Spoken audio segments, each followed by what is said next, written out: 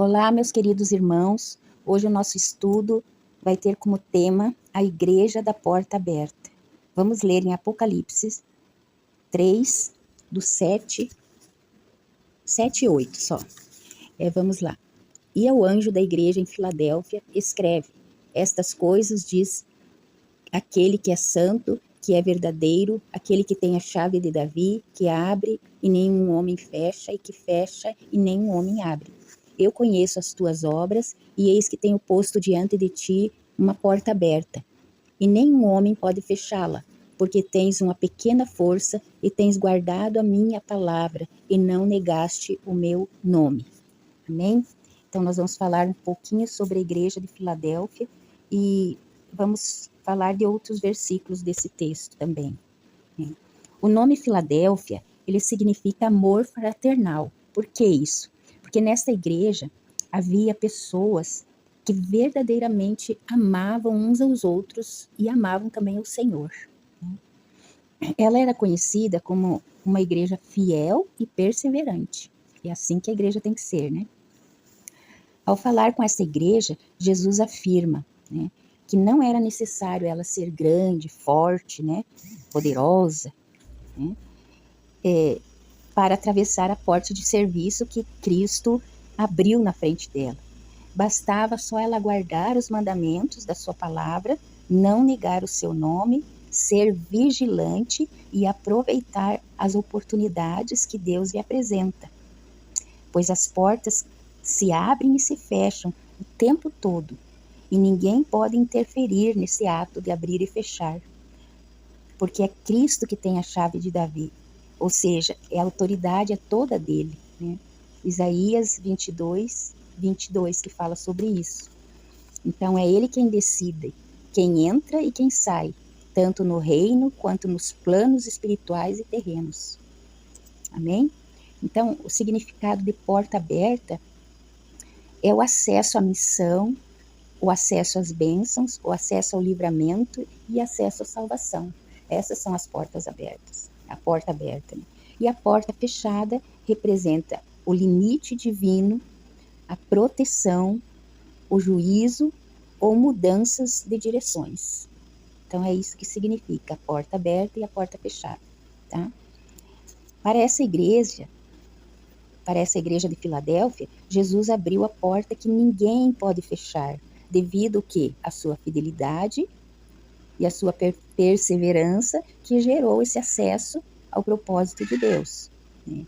Apesar dela ter passado por tantas provações e oposições das falsas religiões, né, que é da sinagoga de Satanás, que fala na Bíblia, que era um grupo de religiosos judaicos, né, que se reuniam ali, aquele grupo, para deturpar o evangelho de Cristo. Né? Eles aparentavam pessoas piedosas, mas negavam o poder de Deus. Isso está lá em 2 Timóteo 3,5. Eles se diziam seguidores de Cristo, mas serviam os propósitos do inimigo. Né? E ela passou por toda essa oposição desse grupo aqui, mas ela continuou fiel e perseverante. Mas lá no versículo, não me engano se é o 8, Cristo prometeu a essa igreja verdadeira que esses tais grupos se prostrariam diante dela. Já no versículo 10, é a prova que a igreja fiel não passará pelo período da grande tribulação. Me desculpe aí os pós-tribulacionistas, eles têm também argumentos para isso, né? Os crentes de hoje, que seguem fielmente Jesus, eles fazem parte da igreja de Filadélfia. Né? E eles não passarão também pelos 7 anos da grande tribulação. Outro versículo que comprova isso é 1 Tessalonicenses 5, do 8 e 9. E outra prova também que ela não passará é o próprio trecho de Apocalipse, né? Porque quando termina a mensagem para as igrejas, que João está dando para a igreja, né, que Cristo pediu para ele dar para a igreja essas mensagens, acaba a palavra igreja, não se fala mais até o capítulo 22, 16, né, que é todo aquele processo ali da grande tribulação, E não foi falado sobre a igreja, nesse trecho todo, do capítulo 4 até o capítulo 22, 16, não se fala mais, né, da igreja. Então, aqui é uma comprovação de que Jesus veio buscar a igreja dele antes do período da tribulação. Amém? Mas por que eu tive esse desejo no coração de falar sobre esta igreja nesse estudo? É porque para que nós, como igreja do Senhor, possamos refletir mesmo se nós estamos dentro dos parâmetros da igreja de Filadélfia, né? Será que nós estamos sendo fiéis, sendo vigilantes? Será que nós não estamos negando Cristo na oposição, né? Quando alguém se opõe ao Evangelho, se opõe a nós não estamos negando a Cristo, né? Mesmo em meio dessa oposição? Será que nós estamos guardando realmente a palavra de Deus e aproveitando todas as oportunidades que Ele nos dá?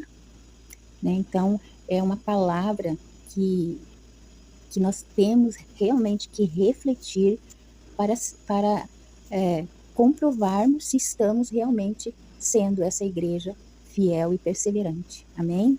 Então, hoje eu vou orar a palavra, tá? Eu vou orar do versículo 13 até o 21 de Apocalipse 22, o último capítulo, só para vocês terem um gostinho a mais de desejar ser essa igreja fiel e verdadeira. Amém? Então vamos lá. Eu sou o Alfa e o Ômega, o princípio e o fim, o primeiro e o último. Abençoados são aqueles que praticam meus mandamentos, para que eles tenham direito à árvore da vida e possam adentrar pelos portões da cidade.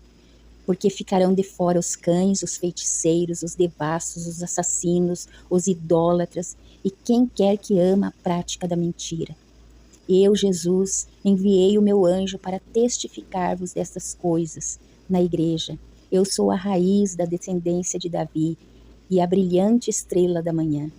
E o Espírito e a noiva dizem, vem, e aquele que ouve diga, vem, e aquele que tem sede, venha, e aquele que quiser que tome gratuitamente da água da vida. Porque eu testifico a todo homem que ouvir as palavras desta profecia, deste livro, se algum homem lhe acrescentar alguma coisa, Deus lhe acrescentará as pragas que estão escritas neste livro. E se algum homem retirar alguma das palavras desse livro de profecia, Deus excluirá a sua parte do livro da vida e da cidade santa e das coisas que estão escritas nesse livro. Aquele que testifica essas coisas diz, certamente eu venho rápido. Amém. Assim seja. Vem, Senhor Jesus. A graça do nosso Senhor Jesus Cristo estejam com todos vós. Amém. Aleluias. Essa é a verdadeira palavra do Senhor. Se vocês gostaram desse estudo e dessa reflexão e dessa oração, podem curtir esse vídeo. Amém?